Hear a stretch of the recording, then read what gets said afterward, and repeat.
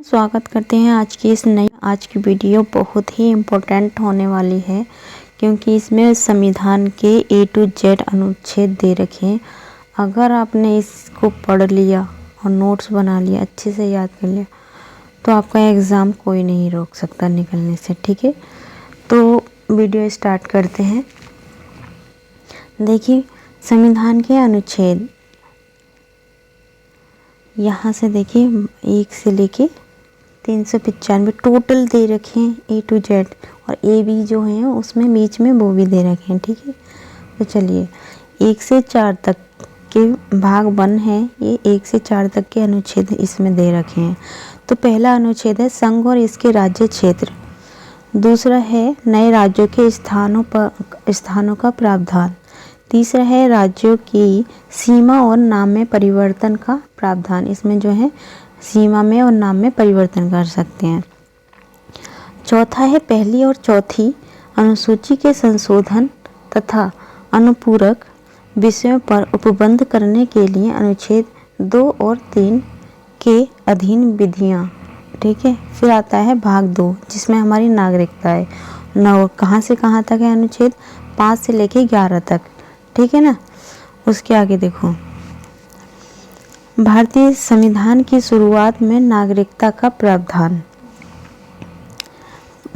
6 में है पाकिस्तान से भारत आने वाले व्यक्तियों की नागरिकता। मतलब जो पाकिस्तान के लोग जो होते हैं वो भारत में आते हैं, कि उनकी जो है व्यक्तियों की नागरिकता यहाँ पे आके कैसे मिलेगी कैसे नहीं, उसके बारे में दे रखा है इसमें।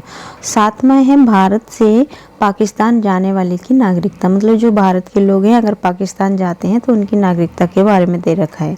और 8 में है यहाँ पे देखो, जो भारतीय मूल के व्यक्ति की नागरिकता, यानी कि जो भारत में जो मूल निवासी हैं उन व्यक्तियों की नागरिकता।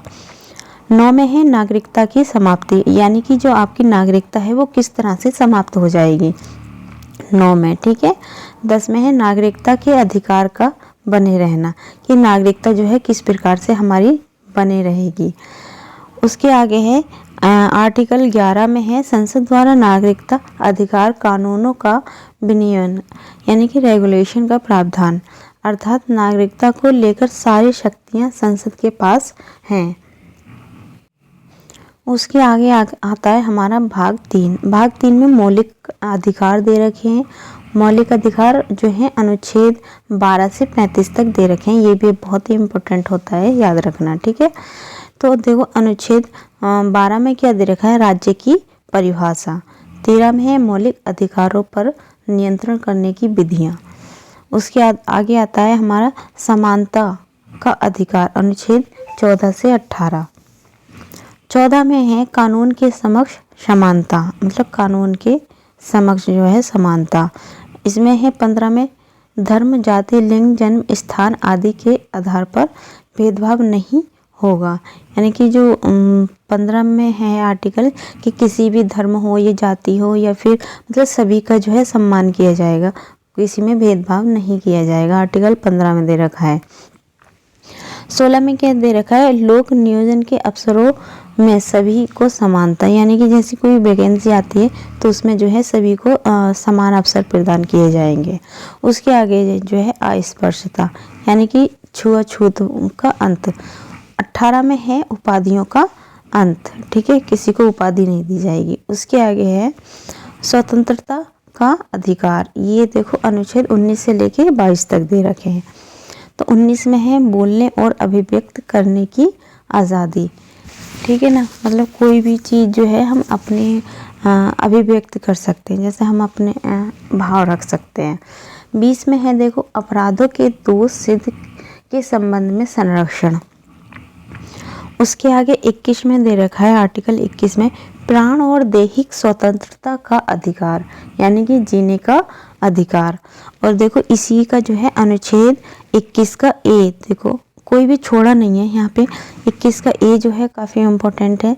देखो शिक्षा का अधिकार, शिक्षा का अधिकार जो 86वां संशोधन हुआ था उसमें जो है यहाँ पे जोड़ा गया था। ठीक है, शिक्षा का अधिकार। उसके बाद में अनुच्छेद 22 में है कुछ दशाओं में गिरफ्तारी से संरक्षण। ये क्वेश्चन आया हुआ भी था। ठीक है, ये ध्यान रखेंगे देखिए आर्टिकल 22 में क्या दे रखा है, गिरफ्तारी। शोषण के विरुद्ध अधिकार, अनुच्छेद 23 व 24 जो है यहाँ पे है। 23 में क्या दे रखा है, मानव के साथ दुर्व्यवहार और बलात्श्रम पर प्रतिषेध, ठीक है ना। उसके आगे 24 में क्या दे रखा है कि कारखानों आदि भारी काम में 14 वर्ष से कम आयु के बच्चों पर प्रतिषेध, यानी कि जो 14 साल से कम बच्चे हैं उन पे जो है वह कारखानों में कोई भी कंपनी में काम नहीं कर सकते, उन पे जो है प्रतिषेध लगा हुआ है। अब है धार्मिक स्वतंत्रता का अधिकार, अनुच्छेद 25 से 28 तक। आर्टिकल 25 में अंतःकरण और किसी भी धर्म को मानने और प्रचार करने की स्वतंत्रता, मतलब किसी को भी धर्म को तुम मान सकते हो, उसका प्रचार भी कर सकते हो, ठीक है। आर्टिकल 25 में दे रखा है। 26 में धार्मिक कार्यों के प्रबंध की स्वतंत्रता, यानी कि कहीं पे भी धार्मिक कार्य भी कर सकते हो, उसकी स्वतंत्रता हमें मिली हुई है। 27 से किसी विशिष्ट धर्म की अभिवृद्धि के लिए कर, यानी कि टैक्स से संबंधित स्वतंत्रता। 28 में है सरकारी शिक्षण संस्थानों में धार्मिक शिक्षा नहीं दी जाएगी तथा धर्म विशेष के कार्यक्रम में शामिल होने के लिए बाध्य नहीं है, ठीक है। यानी कि जो सरकारी शिक्षण है, जैसे कि सरकारी स्कूल हैं, उसमें जो है धार्मिक शिक्षा मतलब धर्म की शिक्षा नहीं दी जाएगी, ठीक है, ये कहा गया है और दी भी नहीं जाती है।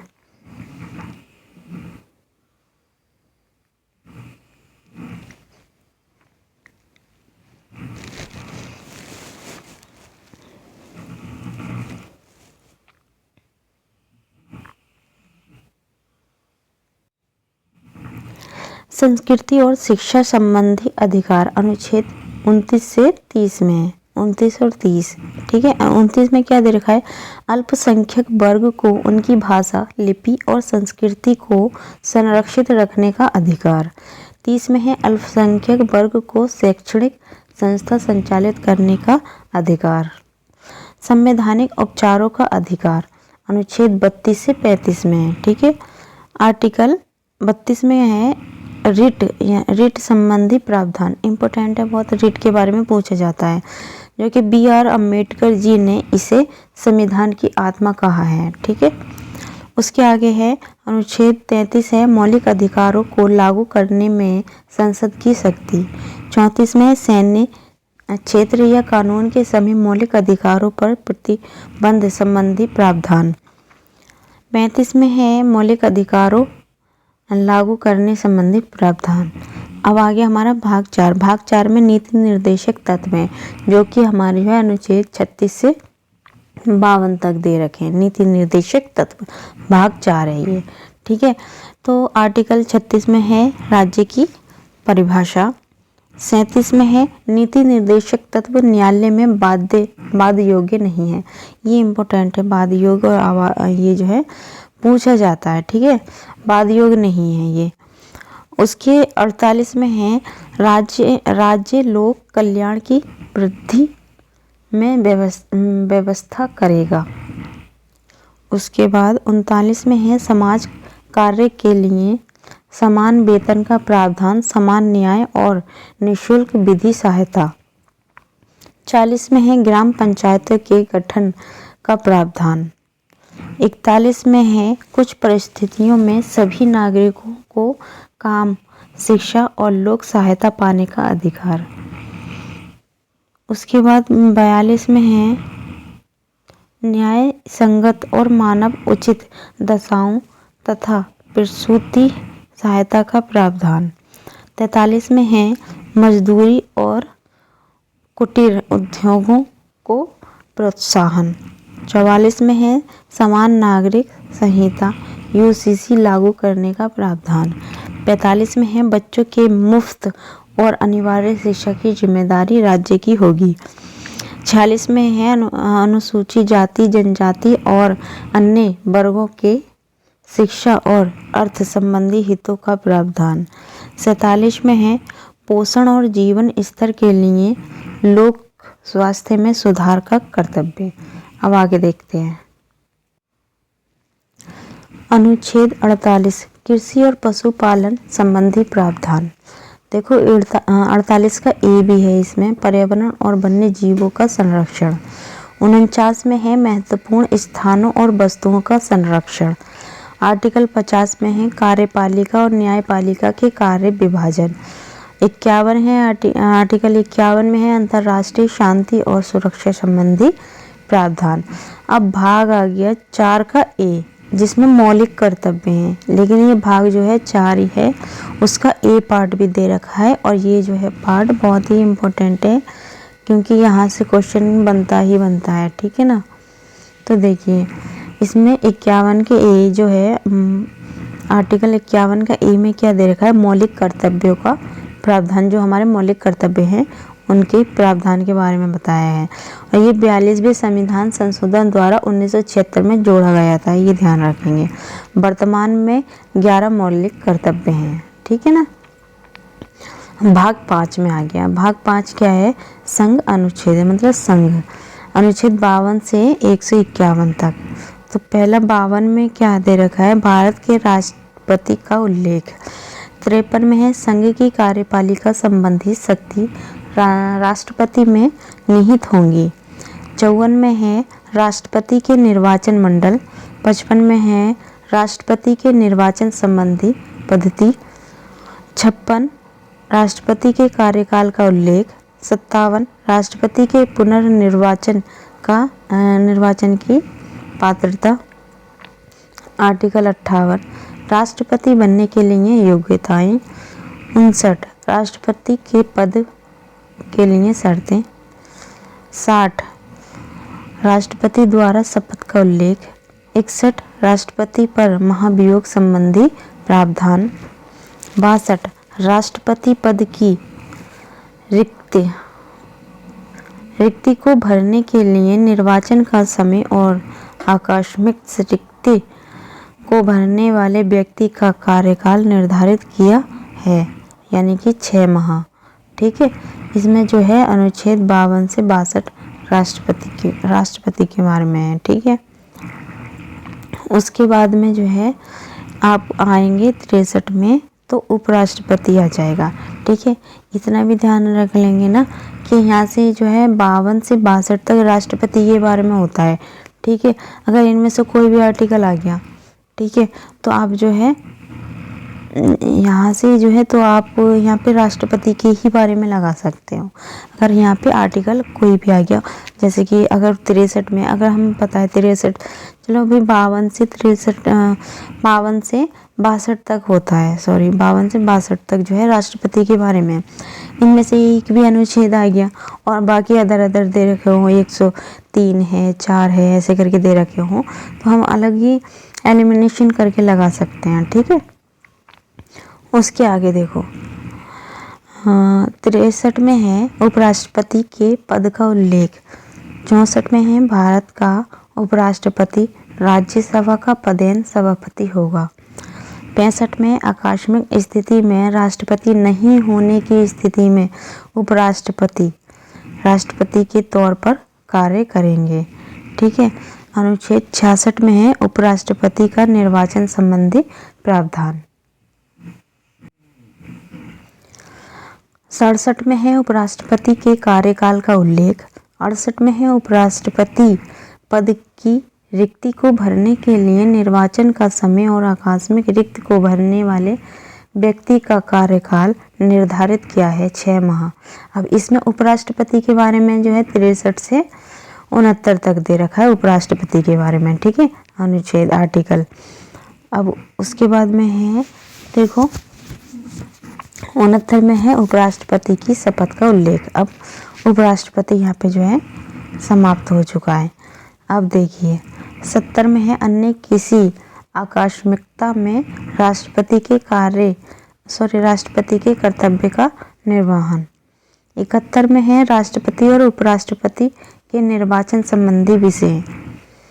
72 में है राष्ट्रपति द्वारा क्षमादान की शक्ति, आता है ये क्वेश्चन।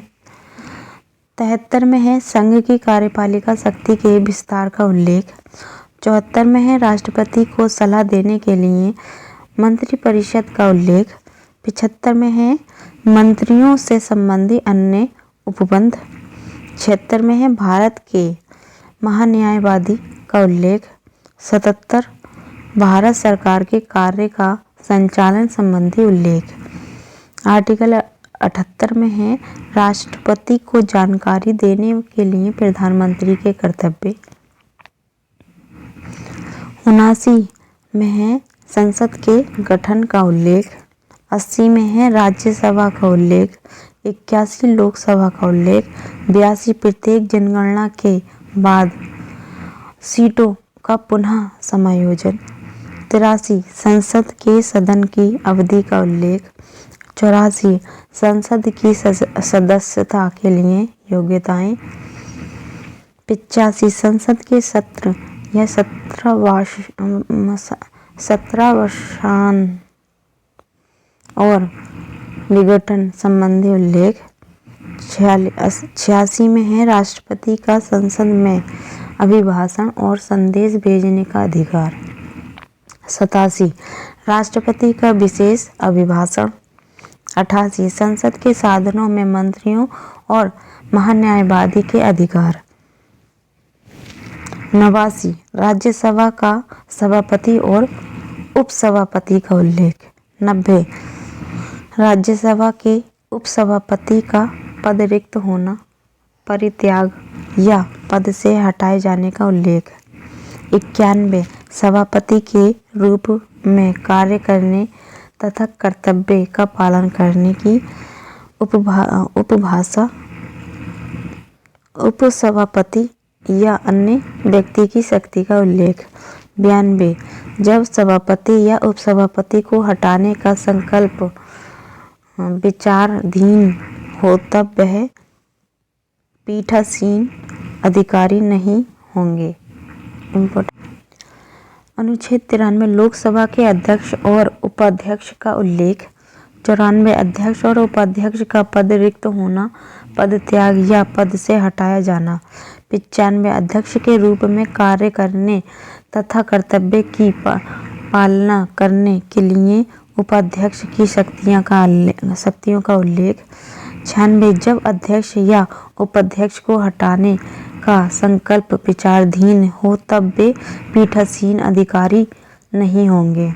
97 राज्यसभा के सभापति और उपसभापति तथा लोकसभा अध्यक्ष और उपाध्यक्ष के वेतन भत्ते। 98 संसद के निर्वाचालय का उल्लेख। 98 में है संसद के सचिवालय का उल्लेख। 99 में है संसद सदस्यों द्वारा शपथ का उल्लेख। 100 में है संसद सदनों में मतदान रिक्तियों के होते हुए भी सदनों की कार्य करने की शक्ति और गणपूर्ति। 101 संसद में स्थानों का रिक्त होना। 102 संसद सदस्यता के लिए योग्यताएं। 105 संसद के सदन की तथा उनके सदस्यों की समितियों की शक्तियों और विशेषाधिकार। 106 में है सदस्यों के वेतन और भत्ते। 107 में है 108 है ये। 108 में है दोनों सदनों की संयुक्त बैठक। 109 में है धन विधेयक के संबंध में विशेष प्रक्रिया। 110 में है धन विधेयक की परिभाषा। 111 में है विधेयकों पर अनुमति। 112 में है वार्षिक वित्तीय विवरण यानी कि बजट का उल्लेख। 113 में है संसद में प्राक्कलन के संबंध में प्रक्रिया। 114 में है विनियोग विधेयक। 120 में है संसद में प्रयोग की जाने वाली भाषा। 122 में है न्यायालयों द्वारा संसद की कार्यवाहियों की जांच न किया जाना।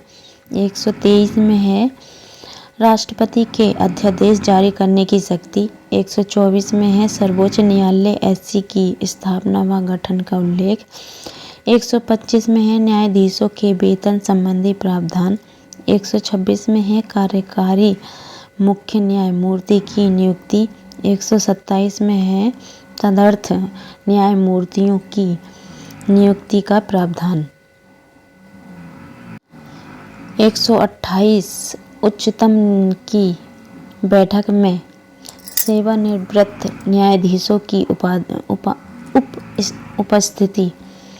129 में है उच्चतम न्यायालय अभिलेख न्यायालय के रूप में होने का प्रावधान। 130 में है उच्चतम न्यायालय के आरंभिक अधिकारिकता। 137 में है निर्णय एवं आदेशों का उच्चतम न्यायालय द्वारा पुनर्विलोकन। 143 में है उच्चतम न्यायालय से परामर्श करने की राष्ट्रपति की शक्ति। 144 में है सिविल एवं न्यायिक पदाधिकारियों द्वारा एससी की सहायता में कार्य किया जाना। 148 में है भारत के नियंत्रक महालेखा परीक्षक CAG का उल्लेख। 149 में है CAG के कर्तव्य और शक्तियाँ। 150 संघ के और राज्यों के लेखाओं का प्रारूप। 151 संपरीक्षा प्रतिवेदन। भाग 6 राज्य। अनुच्छेद 152 से 237। 152 में है राज्य की परिभाषा। 153 में है राज्यपाल का उल्लेख। 154 में है राज्य की कार्यपालिका शक्ति राज्यपाल में निहित होंगी। 155 राज्यपाल की नियुक्ति। अनुच्छेद 156 में है राज्यपाल का कार्यकाल। 157 में है राज्यपाल की योग्यताएं। 158 में है राज्यपाल के पद की शर्तें। 159 में है राज्यपाल की शपथ का उल्लेख। 160 में है कुछ आकस्मिकता में राज्यपाल के कृत्यों का निर्वहन। 161 में है राज्यपाल की क्षमादान संबंधी शक्तियाँ। 162 में है राज्य की कार्यपालिका शक्ति का विस्तार। 163 राज्यपाल की सहायता व सलाह के लिए मंत्रिपरिषद का उल्लेख। 164 मंत्रियों के बारे में अन्य उपबंध। 165 राज्य का महाधिवक्ता। उसके बाद में है 166 में है राज्य की सरकार के कार्य का संचालन। 167 में है राज्यपाल को जानकारी देने के संबंध में मुख्यमंत्री के कर्तव्य। 168 राज्यों के विधानमंडलों के संगठन का प्रावधान। 169 राज्यों में विधान परिषदों का बनना और भंग करना। 170 विधानसभाओं की संरचना का उल्लेख। 171 विधान परिषदों की संरचना का उल्लेख। 172 राज्यों की विधानमंडल की अवधि का उल्लेख। 173 विधानमंडल की सहायता की योग्यता। 174 विधानमंडल के सत्र 17 वर्षन और विघटन। 175 राज्यपाल का सदन में अभिभाषण और संदेश का अधिकार। 176 राज्यपाल का विशेष अभिभाषण। 177 सदन के बारे में मंत्रियों द्वारा अधिवक्ता के अधिकार। 178 विधानसभा में अध्यक्ष और उपाध्यक्ष। 179 विधानसभा अध्यक्ष और उपाध्यक्ष का पद रिक्त होना यानी कि पद त्याग या पद से हटाया जाना। 180 विधानसभा उपाध्यक्ष के अध्यक्ष के तौर पर कार्य करने की शक्तियाँ। 181 जब अध्यक्ष और उपाध्यक्ष को हटाने का प्रावधान हो तब वे पीठासीन अधिकारी नहीं होंगे। 182 विधान परिषद का सभापति और उपसभापति। 183 विधान परिषद सभापति और उपसभापति का पद रिक्त होना, पद त्याग या पद से हटाया जाना। 184 विधान परिषद के उप सभापति का सभापति के तौर पर कार्य करने की शक्तियाँ।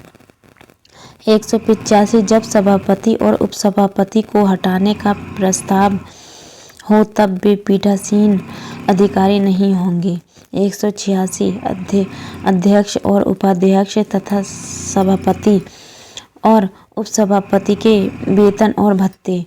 187 राज्य विधानमंडल का सचिवालय। 188 विधानमंडल के सदस्यों द्वारा शपथ का उल्लेख। 189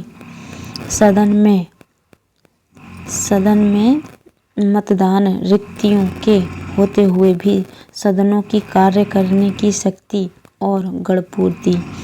190 विधानमंडल में स्थानों का रिक्त होना।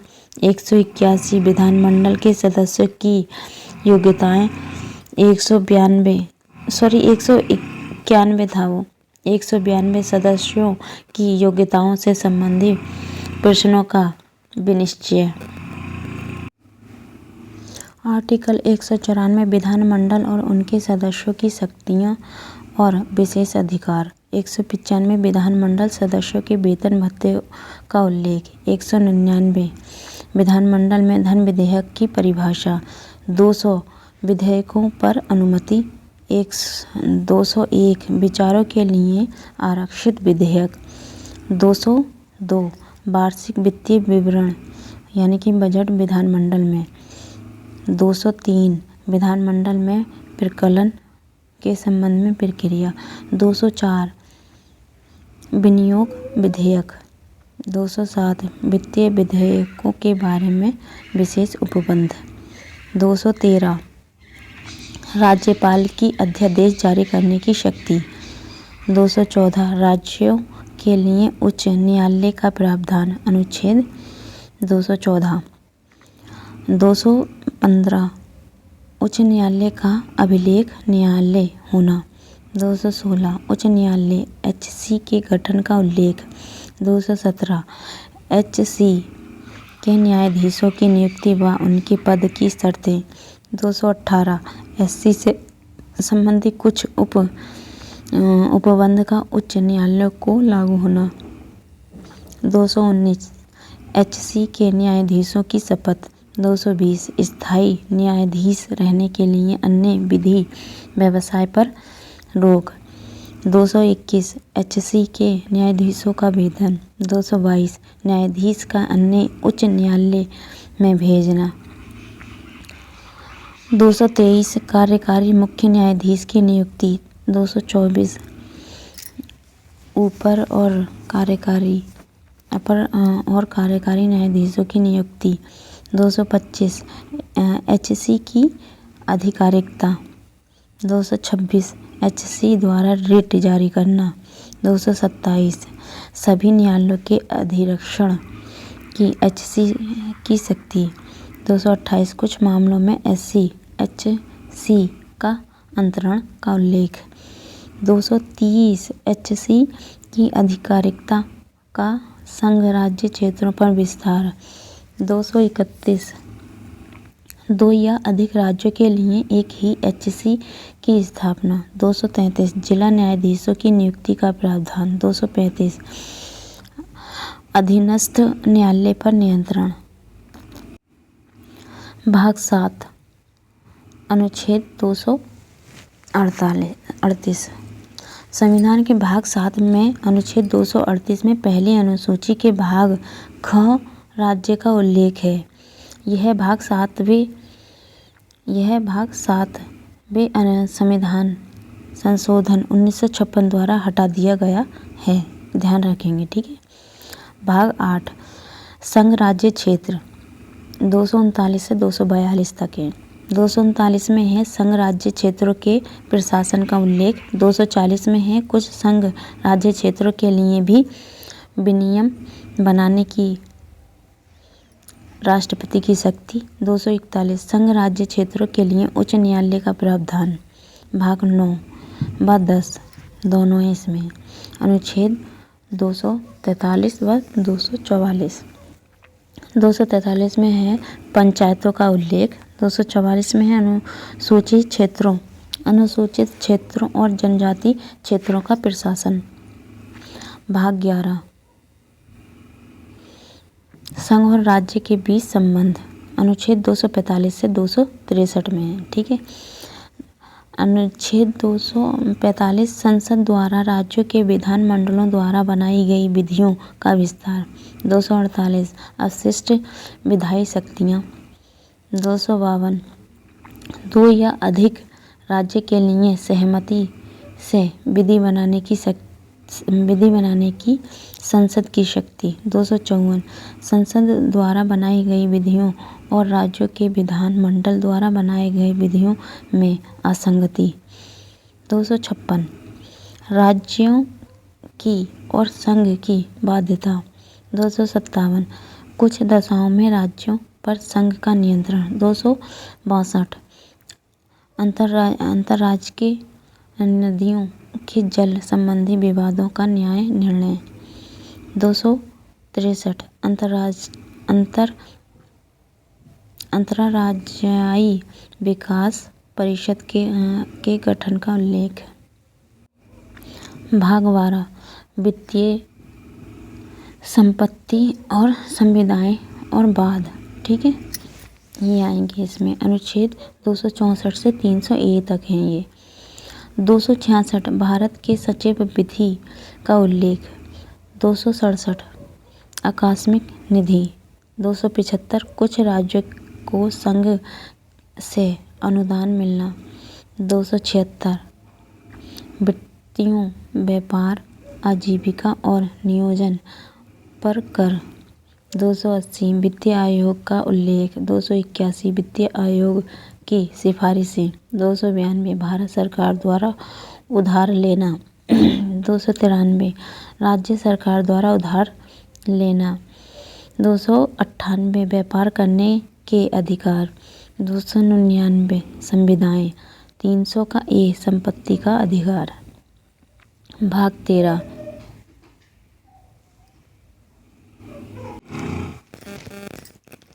भाग 13 व्यापार वाणिज्य और समागम।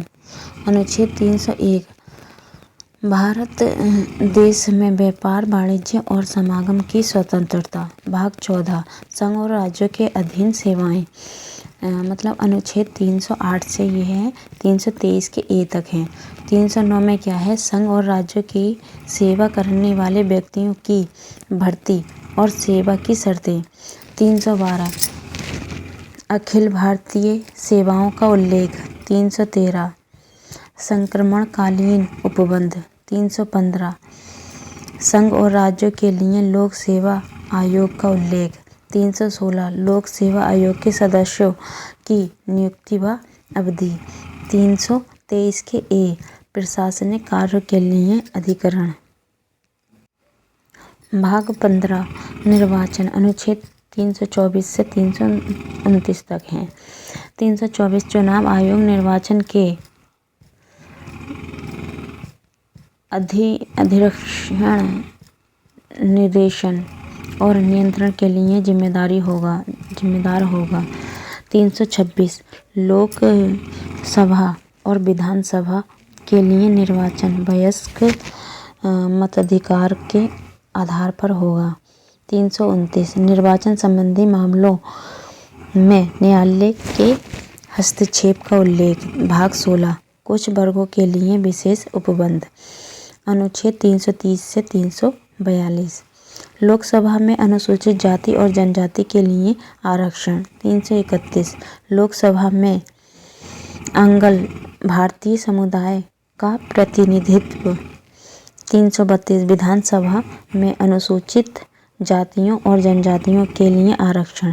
333 विधान सभा में आंग्ल भारतीय समुदाय का प्रतिनिधित्व। 338 अनुसूचित जाति एससी के लिए राष्ट्रीय आयोग का उल्लेख। 338 के ए अनुसूचित जनजाति यानी कि जो एसटी के लिए राष्ट्रीय आयोग। और 338 का बी भी है अन्य पिछड़ा वर्ग ओबीसी के लिए राष्ट्रीय आयोग। 341 अनुसूचित जातियाँ आती हैं इसमें एससी और 342 में जो है एसटी आती हैं। भाग 17 राजभाषा। अनुच्छेद 343 से 351 तक संघ की राज्यसभा का उल्लेख। 344 राजभाषा के संबंध में आयोग और संसद की समिति का वर्णन। 345 राज्यों की राजभाषा का उल्लेख। 346 संघ और राज्य या दो राज्यों के बीच पत्राचारण का राजभाषा। 348 SC और HC में प्रयोग की जाने वाली भाषा। 351 हिंदी भाषा के विकास के लिए निर्देश। भाग 18 आपातकाल, ये इम्पोर्टेंट भाग है। अनुच्छेद 352 से 360। 352 में है आपातकाल की घोषणा का उल्लेख। 353 में है आपातकाल की घोषणा का प्रभाव। 356 में है राज्य में राष्ट्रपति शासन का उल्लेख। 358 में है आपातकाल के दौरान अनुच्छेद 19 के उपबंधों का निलंबन का उल्लेख। 359 में है आपातकाल के दौरान भाग 3 पर निलंबन। 360 में है वित्तीय आपातकाल के बारे में उपबंध। भाग 19 और 20 अनुच्छेद 361 से 368। 361 में है राष्ट्रपति, राज्यपाल और राजपूतों का संरक्षण। 364 में है महापतन और विमान क्षेत्रों के बारे में विशेष उपबंध। 368 में है संविधान संशोधन का प्रावधान। भाग 21 और 22 अनुच्छेद 369 से 395। अनुच्छेद 369 राज्य सूची के कुछ भागों विषय के संबंध में संसद को कानून बनाने की शक्ति। 370 जम्मू कश्मीर से संबंधित प्रावधान। 371 महाराष्ट्र और गुजरात के संबंध में विशेष उपबंध। 376 उच्च न्यायालय के न्यायाधीशों के बारे में उपबंध।